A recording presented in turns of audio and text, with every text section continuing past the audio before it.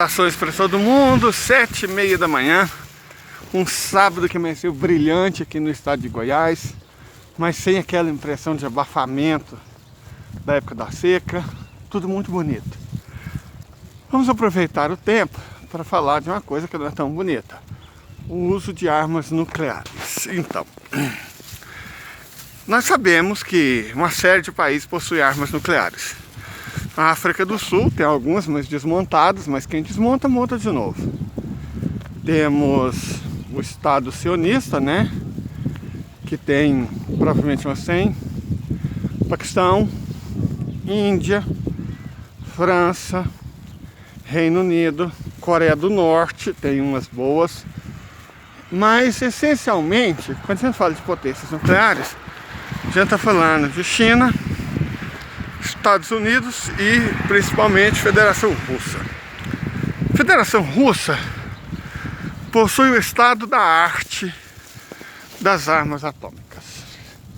Por que o estado da arte? Porque não só tem armas atômicas muito poderosas, tanto termonucleares, que são as de hidrogênio, poderosíssimas, quanto as atômicas convencionais.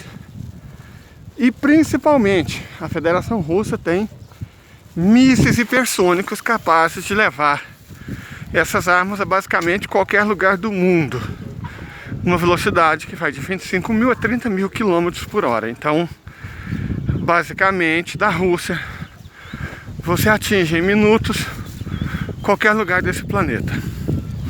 A mais poderosa dessas armas, a RS Sarmat 28, ela tem uma capacidade total estimada entre 120 e 150 megatons. Para vocês terem uma ideia, a maior bomba nuclear jamais feita, a Tsar Bomb, também russa, tinha uma capacidade de 50 megatons. Mas como é possível essa potência, 120 a 150 megatons?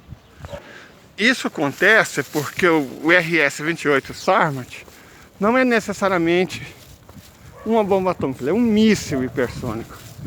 Bomba atômica é o que está dentro dela, e bomba termonuclear também, que são os mísseis Avangard, certo? Os mísseis Avangard, sim, cada um tem uma potência estimada entre 5 e 8 megatons, certo? São 12 a 15 mísseis termonucleares, mais 6 a 10 bombas atômicas pequenas.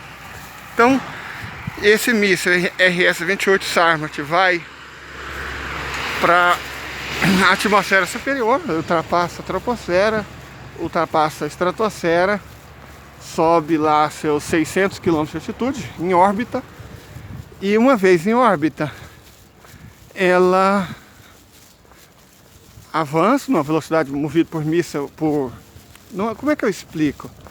Não é um motor termonuclear, mas é como se fosse, sabe? O motor dá uma ideia, embora não seja um motor. Imagina que ela tem um motor termonuclear, que numa altitude praticamente sem atmosfera, permite ela atingir essas velocidades de 25 mil km por hora. Num determinado momento, ela lança os Avangard que está dentro dela. O Avangard, sim, essa arma, ela viaja não a 25 mil, mas a 30 mil km por hora.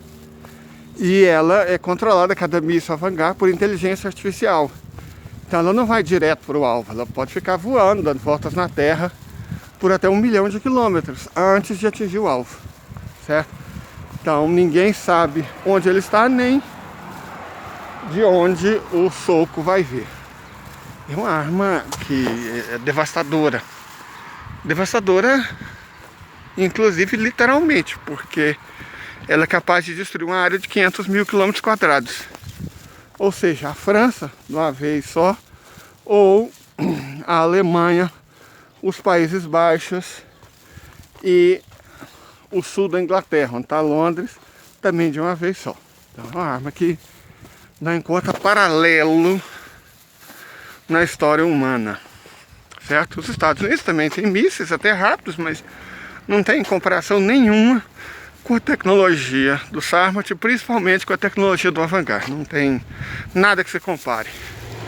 Fizeram lá mandaram uns videozinhos, tem um videozinho ridículo no deserto americano, eles fazendo uns testes dizendo que é míssil hipersônico. Mas se fosse míssil hipersônico não dá pra gente ver, né? Um teste aleatório qualquer e falar, isso é um míssil hipersônico. Não é. Não é, até porque o New York Times publicou uma nota, mais ou menos no começo do ano, falando que os Estados Unidos estavam pensando em contratar um empreiteiro, olha o empreiteiro, que ia encomenda o estudo de algumas universidades americanas, de universidade, para então contratar empresas para estudar a fabricação de armas similares. Gente, é o tanto de passo. Eles não fizeram nem o primeiro. Então você não faz uma arma parecida com a Vanguard em menos de 10 anos, nessa toada. Considera que é os Estados Unidos, é um sistema capitalista que funciona para dar lucro, não para ser eficiente. Então, esquece. Você dizer que daqui a 10 anos você vai ter uma arma X é muito, mas muitíssimo diferente de dizer que você tem uma arma X, certo? Já a China tem um similar bastante potente, que é o míssil Dongfeng 41, que tem uma especificação parecida com a do Sarmat, mas não com a dos Avangard, certo? A mesma coisa, numa escala um pouco mais baixa, mas superior a qualquer coisa que os Estados Unidos tenham, temos a Coreia do Norte, que também desenvolveu um míssil hipersônico de alta velocidade e precisão. Só que assim como o Dongfeng chinês, ele não tem a barriga cheia de bebês mortais. Perfeito? E os Estados Unidos estão naquela tecnologia dos anos 70. Estão bem atrasados em termos de tecnologia nuclear. Porque eles acharam que ganharam a Guerra Fria, não é? O besta do Fukuyama diz que a história tinha acabado porque o socialismo tinha sido derrotado. Na verdade, o que foi derrotado foi a União Soviética, não o socialismo, que está vivo, gordo e forte na China, por exemplo. E por achar que a história tinha acabado, eles deixaram de investir. Então, né, estão pagando preço.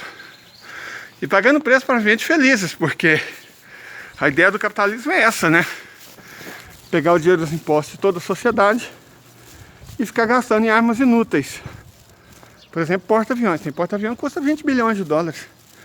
Porta-avião, hoje, no estado atual, é uma arma que a Rússia destrói num tiro só de um míssil nuclear chamado Zircon, que é outra arma hipersônica, ultra manobrável, que destrói um porta-avião com extrema facilidade.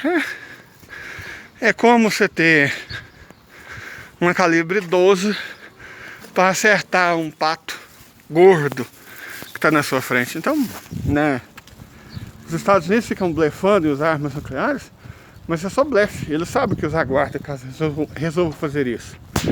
A Rússia, embora o Putin tenha deixado claríssimo que as usaria se sentisse que a integridade territorial do país está ameaçada, inclusive é isso que a Constituição russa prevê, que ele é obrigado a usar nessa circunstância. A não ser que isso realmente aconteça, que a OTAN, os Estados Unidos, ameaça a integridade territorial da Rússia, porque aí o Putin seria obrigado a usar, né, pela lei do país, dificilmente usaria essas armas. Talvez armas nucleares táticas, olha, nem essa, porque é desnecessário. No fundo, a arma nuclear é uma bomba. E bomba, por mais que o Zircon seja poderoso, ele não faz muita coisa mais do que o quinjal faz. Então, usa quinjal, certo? Se você resolve com quinjal, para que usar um Zircon?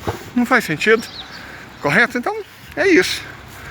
Não acredito, honestamente, a não ser que a OTAN e os Estados Unidos sejam estúpidos o suficiente para ameaçar a integridade territorial da Rússia, que o Putin vai usar essas armas.